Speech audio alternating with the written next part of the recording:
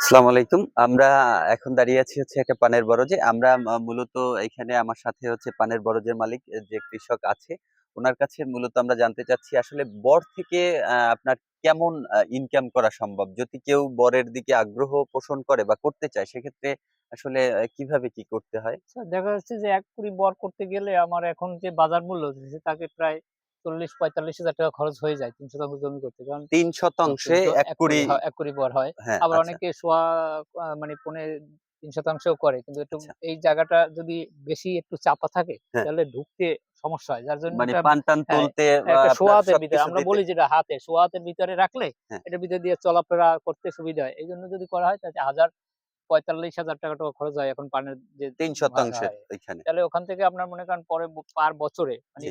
বছরে আমার কেমন বছরে ইনকাম মনে করা করেন সম্ভব? ৳১,০০,০০০ র উপরে বিক্রি করতে হবে। হিসাব থাকতে হবে এরকম এবং আপনাকে লাগাইলেই হবে না। তার পরিচর্যা করতে হবে আচ্ছা, এবং আচ্ছা। খরচ করতে হবে। অবশ্যই পরিচর্যা এটা করতে হবে এবং হচ্ছে আপনি পরিচর্যা করলেন, হ্যাঁ, সেখান থেকে আপনি দেখা লাভবান হ্যাঁ, হতে দেখা পারবেন।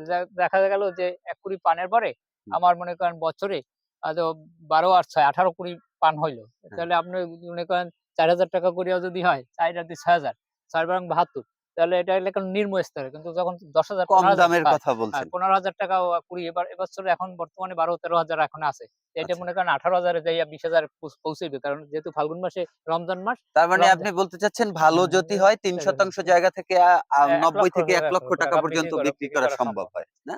আচ্ছা, ঠিক আছে। ধন্যবাদ আপনাকে। আ